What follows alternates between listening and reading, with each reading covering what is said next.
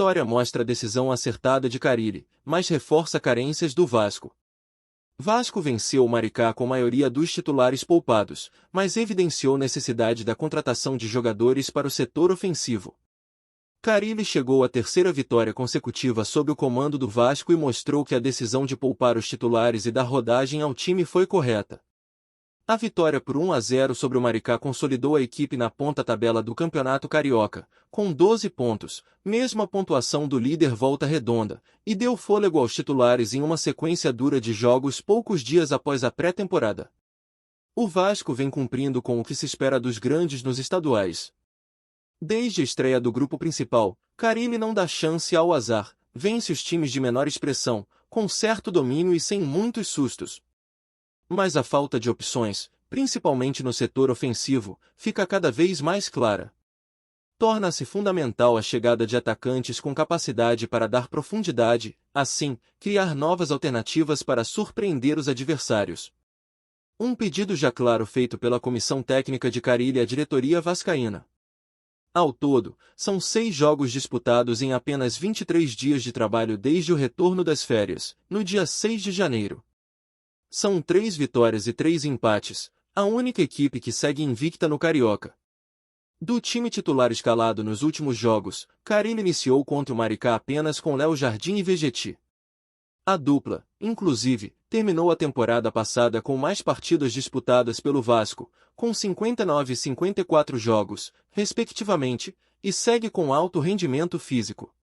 Nesse início, estou trocando mesmo por essa questão de trabalho. Esses caras, com o que correram hoje, dificilmente vão estar nas suas melhores condições para jogar sábado nesse início de trabalho. Éramos para estar agora na metade da pré-temporada, a gente sabe o quanto é importante, 35 dias de férias, 40 dias de pré-temporada, você faz 6, 7 jogos agora, é difícil. Eu estou pensando em fazer algumas avaliações no campeonato, isso não é bom, mas eu vou ter que fazer, não tem outra forma. Não tem um jogo-treino. O treino muitas vezes não te mostra o que tem que ser mostrado. A gente sabe que o Brasil é assim e a gente vai aos poucos entendendo que é melhor, e vou acabar fazendo algumas experiências dentro da competição, disse Carille em entrevista coletiva após a vitória. Primeiro tempo sem emoções. Ainda sem muitas opções para o setor ofensivo, Carille foi a campo com Maxime Domingues aberto na direita e Jean David pelo lado esquerdo. Com um time sem muito entrosamento, o Vasco buscou repetir a ideia de controle de jogo e posse de bola, vista nos jogos anteriores com o treinador, e até conseguiu, mas sem muita qualidade na execução das jogadas. Foi um primeiro tempo sem muitas emoções. O suíço até aparecia com boas associações pelo lado direito com Puma Rodrigues, mas sem tantas oportunidades efetivas para marcar gol. Com a função de pensar o jogo e construir as jogadas de ataque, Payet sofria com a falta de atacantes e outros atletas com capacidade para oferecer movimentos para atacar espaço e com profundidade. Jean David fez um jogo com mais participação do que em partidas anteriores pela esquerda, mas sofreu nas disputas físicas e acumulou alguns erros de tomada de decisão. A melhor oportunidade da primeira etapa caiu nos pés de Vitor Luiz, aos 24 minutos, após cruzamento de Puma. Com o gol aberto, o lateral esquerdo, que não teve boa atuação em São Januário, pegou torto na bola e jogou longe. Segundo tempo e entrada dos titulares. Contra o Maricá, Souza recebeu nova oportunidade na zaga, ao lado do estreante Lucas Freitas. O volante zagueiro se redimiu das últimas partidas ruins e teve atuação bem consistente. Foi com os pés dele, inclusive, que o Vasco se safou de levar o primeiro gol do jogo, logo na volta do intervalo. Aos 8 minutos, Valber arriscou o chute de fora da área, e Léo Jardim deu rebote para Sérgio. Mas Souza apareceu no último segundo e conseguiu evitar o gol adversário. Carille promoveu 3 alterações e colocou em campo jogadores considerados titulares da equipe que entregaram outra dinâmica ao jogo, Paulo Henrique, Tietê e Lucas Piton.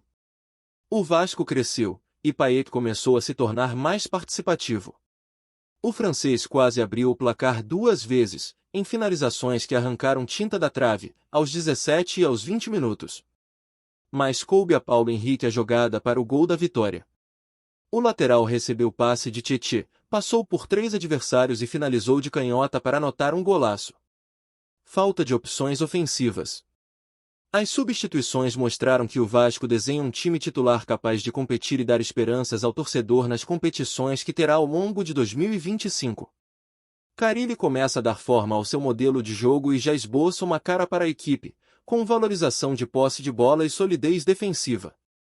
No entanto, cada vez mais, torna-se nítida a escassez de opções, principalmente no setor ofensivo, para dar alternativas ao longo do jogo e surpreender os adversários. Faltam atacantes capazes de atacar o espaço e implementar maior velocidade e profundidade ao Vasco. No fim, o Vasco garantiu a vitória e conseguiu dar um respiro aos jogadores considerados titulares para Fábio Carille. Mas a chegada de um titular para a ponta é fundamental para determinar as aspirações do clube no ano.